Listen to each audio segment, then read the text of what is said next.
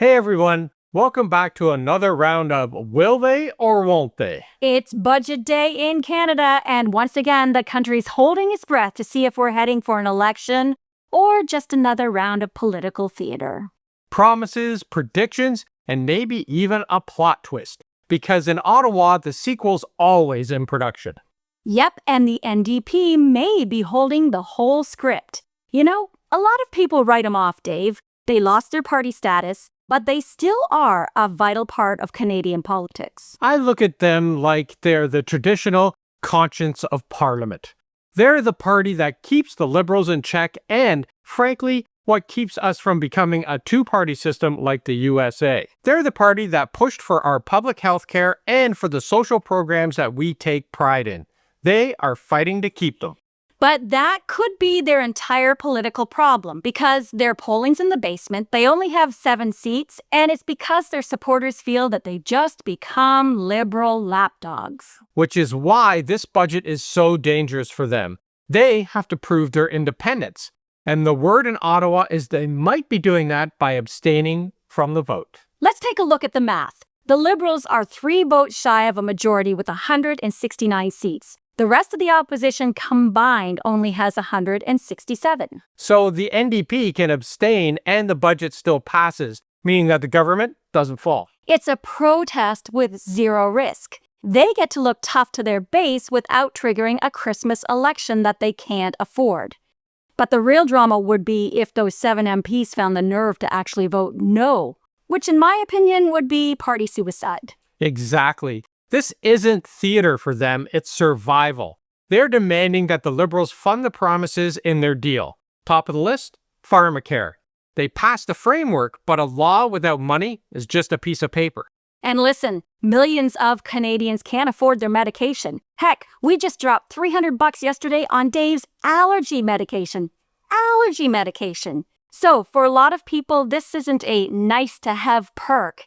It can be a life or death issue. And that's not the only thing. They're also drawing a hard line on dental care funding and, critically, housing. And it's not just any housing. It's not about tax breaks for developers. They're pushing for us for serious federal investment in nonprofit, co-op, and truly affordable housing. They're essentially telling the Prime Minister, you don't get to run in the next election on our policies if you refuse to fund them now. So the pressure to deliver real results, not just promises, is immense. And we'll be watching how it goes all day long today. Because underneath all the political noise, Canadians are tired. Tired of hearing about affordability while groceries keep climbing. Tired of watching rents outpace wages. And they're tired of every problem being blamed on the last government. So true. You know, people don't want new slogans. They want proof something's actually working. That's what makes this budget such a test. It's not about who wins the next election. It's about who can show they still know how to govern. And it's not just a message to Ottawa, it's coming from across the country, especially from Quebec. While we wait to see how things shake out in Ottawa, let's head east, where Quebec's been having its own political shuffle. And if you want to see what happens when voters get impatient with promises, you just have to look what's been happening there. They proved that the pressure to deliver on things like housing isn't just coming from the NDP, it's coming from the voters. That's right, Dave. Voters in more than 1,000 municipalities just went to the polls to pick their new mayors. And if there's one message coming out of La Belle Province, is that we want leaders to get things done. Yes. In Montreal, 8 years of its left-leaning government came to an end.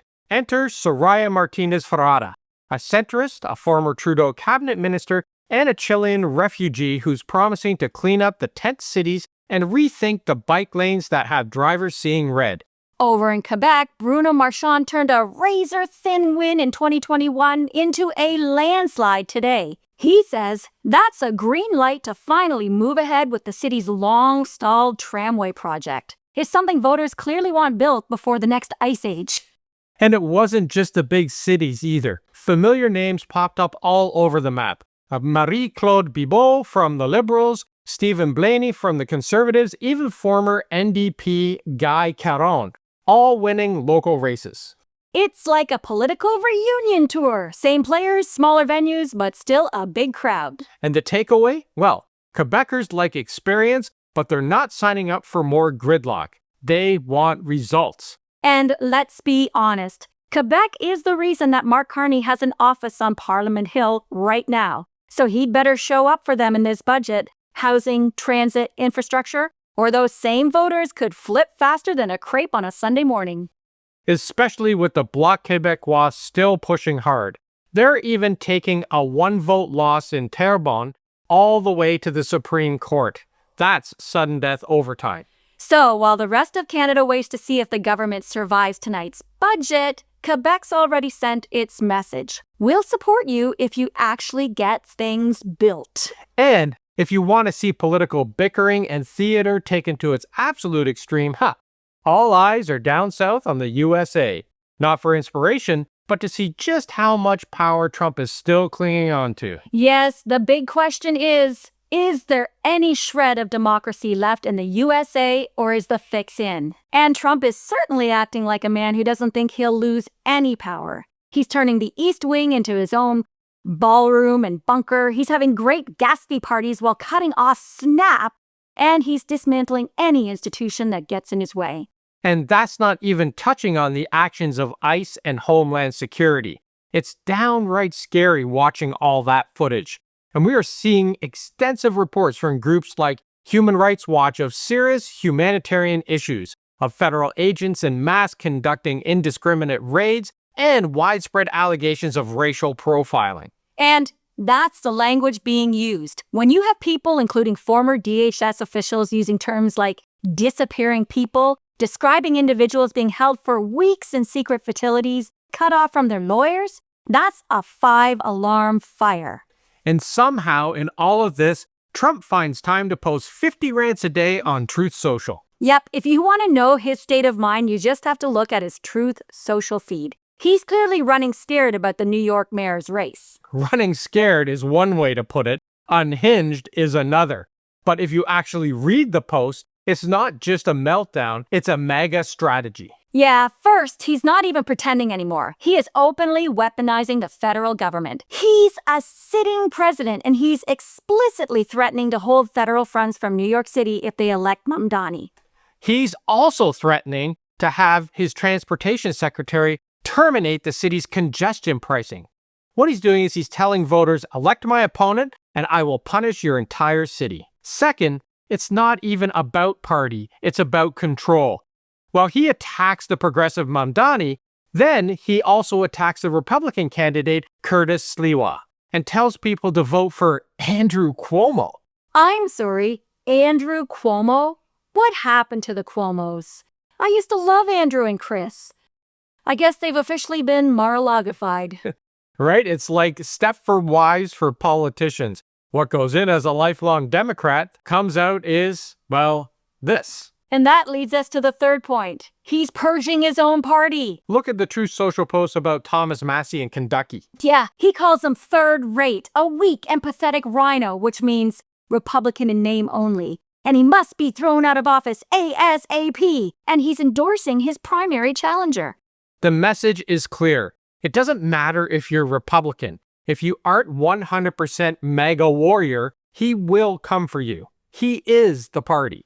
So when you look at all the other posts and all the all-caps screaming about Virginia and New Jersey, it's just part of the plan. And that's the standard playbook, right?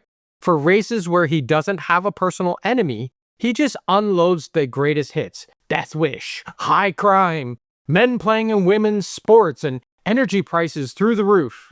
So to answer that question, is there any shred of democracy left in the USA? Or is the fix in? Well, he's literally telling us the fix is in. He's the president, and he's explicitly linking federal dollars and federal power to local election results. He's not even pretending anymore. It's straight up political blackmail. Vote my way or you lose your city. Today isn't a test of his power. It's a test of whether voters in New York, Virginia, and New Jersey will accept it. Because if Trump's candidates sweep, it's another sign that the system he's been dismantling might not have any fight left in it. But if moderate or progressive candidates hold the line, it could mean there's still a pulse and that Americans haven't completely given up on checks and balances. Either way, It's wild that we're even asking if there is any democracy left in the United States. Yes, it is wild. We have two democracies side by side, Canada and the USA. One's trying to fix what's broken, and the other is trying to remember how democracy even works. So while Canada argues about budgets, policies, and votes, at least we're still arguing inside a democracy that functions. Yeah, we've got frustrations for sure, but we're still debating ideas and we're not enemies. That's something worth protecting. Down south, the fight isn't about policy anymore. It's about money and power. Who has it, who can keep it, and how far they'll go to hold on to it. Which is why the stakes feel so different. In Canada, voters are asking for progress. In the US, they're just begging for the rule of law to survive the week. The line between those two outcomes is thinner than we like to think. Lose trust in institutions, lose respect for facts, and suddenly you're not voting for the future anymore, you're scrambling to save what's left. And it's a reminder for us too. Canada's not immune. We've seen online disinformation campaigns, we have hate groups testing the limits, and political leaders trying to divide people for votes. That's why it matters that Canada keeps showing up. To town halls, to ballots, and yeah, even to comment sections. Democracy doesn't die overnight, it erodes one ignored headline at a time. And that's what this week is all about. Democracy isn't a guarantee, it's a choice. One we make every election, every headline, and every time we speak up. So whether it's Pharmacare, housing, or just holding leaders accountable, we need to keep showing up. Because we're the country right next door to chaos, and that means we've got to stay alert, engaged, and stay Canadian. So share your thoughts. Do you think the budget will pass today? Do you think America has already lost its democracy? Or is there still some fight left in the country? And if you enjoyed this video, make sure to like, subscribe, and click that bell for notifications so you don't miss any of our upcoming videos.